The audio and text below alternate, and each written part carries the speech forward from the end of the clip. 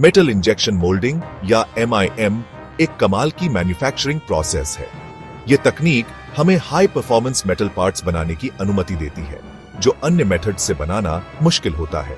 यह plastic injection moulding के design, flexibility और मेटल की स्ट्रेंथ को कंबाइन करके कॉम्प्लेक्स मेटल पार्ट्स बनाता है। MIM प्रोसेस में हम इंट्रिकेट शेप्स और फाइन डिटेल्स अचीव कर सकते हैं, जो ट्रेडिशनल मशीनिंग मेथड से संभव नहीं है। इस प्रोसेस से इंट्रिकेट शेप्स और फाइन डिटेल्स बनाना पॉसिबल है।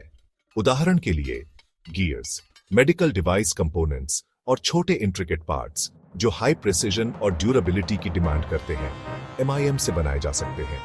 MIM की शुरुआत फाइन मेटल पाउडर और बाइंडर के मिक्सचर से होती है। यह मिक्सचर एक फीडस्टॉक बनाता है, जिसे बाद में इंजेक्शन मोल्डिंग मशीन में यूज किया जाता है। फिर इस मिक्सचर को गर्म करके मोल्ड में इंजेक्ट किया जाता है। यह प्रोसेस प्लास्टिक इंजेक्शन मोल्डिंग के सिमिलर है, लेकिन यहाँ हम मेटल पाउडर और बाइंडर का यूज करते हैं। ठंडा होने के बाद बाइंडर निकाल दिया जाता है और पार्ट सिंटर किया जाता है। बाइंडर रिमूवल प्रोसेस में पार्ट को केयरफुली हीट किया जाता है ताकि बाइंडर इवेपोरेट हो जाए। सिंटरिंग से मेटल पार्टिकल्स आपस में जुड़ जाते हैं और एक सॉलिड मेटल कंपोनेंट बनता है। सिंटरिंग प्रोसेस में पार्ट को हाई टेम्परेचर पर हीट किया जाता है, जिससे मेटल पार्टिकल्स फ्यूज हो जाते हैं और एक डेंस स्ट्रॉन्ग कंपाउंड बनता है।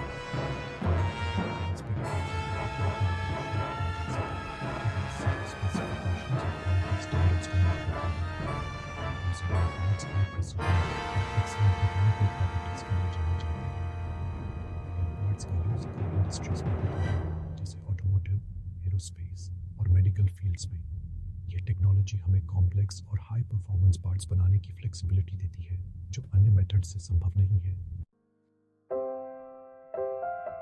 MIM का पहला स्टेप फीडस्टॉक बनाना है। यह प्रक्रिया बहुत महत्वपूर्ण है क्योंकि यह फाइनल प्रोडक्ट की क्वालिटी और परफॉर्मेंस को प्रभावित करती है। इसमें फाइन मेटल पाउडर को बाइंडर के साथ मिलाया जाता है। यह मिश्रण एक होमोजीनियस फीडस्टॉक बनाता है, जो इंजेक्शन मोल्डिंग प्रोसेस के लिए आवश्यक है। मेटल पाउडर पार्ट की फाइनल प्रॉपर्टीज डिसाइड करता है। सही मेटल पाउडर का चुनाव करना क्रिटिकल है, क्योंकि यह प्रोडक्ट की स्ट्रेंथ, ड्यूरेबिलिटी और अन्य मैकेनिकल प्रॉपर्टीज को प्रभावित करता है। कॉमनली इस्तेमाल होने वाले मेटल्स में स्टेनलेस स्टील, टाइटेनियम और टंगस्टन शामिल हैं। हर मेटल की अपनी यूनिक प्रॉपर्टीज होती है, जो स्पेसिफिक एप्लीकेशंस के लिए उपयुक्त होती है। बाइंडर एक पॉलीमर होता है जो मेटल पाउडर को एक साथ पकड़े रखता है और फीडस्टॉक को फ्लो प्रॉपर्टीज देता है। यह इंश्योर करता है कि फीडस्टॉक इंजेक्शन मोल्डिंग मशीन में आसानी से फ्लो कर सके। बाइंडर का चुनाव मेटल पाउडर और डिजायर्ड कैरेक्टरिस्टिक्स पर डिपेंड करता है। सही बाइंडर का चुनाव करना भी उतना ही महत्वपूर्ण है जितना कि सही मेटल पाउडर का चुनाव। इंजेक्शन मोल्डिंग के लिए सही कंसिस्टेंसी इंश्योर करने के लिए मेटल पाउडर और बाइंडर को प्रिसाइज प्रोपोर्शंस में मिलाया जाता है। यह स्टेप क्रिटिकल है क्योंकि यह फीडस्टॉक की यूनिफॉर्मिटी और फाइनल प्रोडक्ट की क्वालिटी को प्रभावित करता है। मिक्सिंग प्रोसेस के दौरान यह सुनिश्चित किया जाता है कि मेटल पाउडर और बाइंडर पूरी तरह से एकसार हो जाए। यह होमोजीनियस मिक्सचर फीडस्टॉक की परफॉर्मेंस को इनहांस करता है और डिफेक्ट्स को मिनिमाइज करता है। क्वालिटी कंट्रोल चेक्स के माध्यम से यह सुनिश्चित किया जाता है कि फीडस्टॉक की क्वालिटी और कंसिस्टेंसी मेंटेन रहे। यह स्टेप फाइनल प्रोडक्ट की रिलायबिलिटी और परफॉर्मेंस के लिए क्रूशियल है। तैयार फीडस्टॉक को फिर इंजेक्शन मोल्डिंग मशीन में डाला जाता है। यह फीडस्टॉक एक विशेष मिश्रण होता है जिसमें धातु के पाउडर और बाइंडर शामिल होते हैं। इस मिश्रण को पेलेट के रूप में तैयार किया जाता है ताकि इसे मशीन में आसानी से डाला जा सके। मशीन फीडस्टॉक को तब तक गर्म करती है जब तक कि वह विस्कस लिक्विड न बन जाए। यह प्रक्रिया अत्यधिक सटीकता के साथ की जाती है ताकि फीडस्टॉक समान रूप से पिघल सके और उसमें कोई अशुद्धि न रह जाए। गर्म करने की यह प्रक्रिया फीडस्टॉक के गुणों पर निर्भर करती है और इसे नियंत्रित तापमान पर किया जाता है। इस लिक्विड को फिर हाई प्रेशर में एक मोल्ड में इंजेक्ट किया जाता है। यह हाई प्रेशर सुनिश्चित करता है कि लिक्विड फीडस्टॉक मोल्ड के हर कोने में पहुंच सके और डिजायर्ड शेप ले सके। यह प्रक्रिया बहुत तेजी से होती है और इसमें कुछ ही सेकंड लगते हैं। मोल्ड पार्ट का डिजायर्ड शेप बनाने के लिए डिजाइन किया जाता है और आमतौर पर हार्डन्ड स्टील का बना होता है। यह मोल्ड बहुत ही सटीकता के साथ बनाया जाता है ताकि फाइनल प्रोडक्ट की गुणवत्ता उच्च हो। मोल्ड के डिजाइन में कई चरण होते हैं, जिसमें CAD मॉडलिंग और मोल्ड टेस्टिंग शामिल है। इंजेक्शन के बाद फीडस्टॉक को सॉलिडिफाई करने के लिए मोल्ड को ठंडा किया जाता है। ठंडा करने की यह प्रक्रिया कंट्रोल्ड तरीके से की जाती है ताकि पार्ट में कोई स्ट्रेस न आए और उसकी संरचना मजबूत बनी रहे। ठंडा करने के लिए मोल्ड में विशेष कूलिंग चैनल्स होते हैं। ठंडा होने पर मोल्ड खोला जाता है और ग्रीन पार्ट को बाहर निकाल दिया जाता है। यह ग्रीन पार्ट अभी भी फ्रैजाइल होता है और इसे सिंटरिंग प्रक्रिया के लिए तैयार किया जाता है। सिंटरिंग के बाद पार्ट अपनी फाइनल स्ट्रेंथ और प्रॉपर्टीज प्राप्त करता है। ग्रीन पार्ट में अभी भी बाइंडर होता है और सिंटरिंग से पहले इस बाइंडर को रिमूव करना जरूरी है। इस प्रोसेस को डिबाइंडिंग कहते हैं। डिबाइंडिंग के कई मेथड्स हैं। सबसे कॉमन मेथड थर्मल डिबाइंडिंग है, जिसमें बाइंडर मटेरियल को जलाने या इवेपोरेट करने के लिए पार्ट को कंट्रोल्ड एनवायरनमेंट में गर्म किया जाता है। दूसरे मेथड्स में सॉल्वेंट डिबाइंडिंग और कैटालिटिक डिबाइंडिंग शामिल है। सेक्शन 5, सिंटरिंग मेटल पार्टिकल्स को जोड़ना। डिबाइंडिंग के बाद पार्ट सिंटरिंग प्रोसेस से गुजरता है। यह एक हाई टेम्परेचर प्रोसेस है। यह मेटल पार्टिकल्स को आपस में फ्यूज करता है।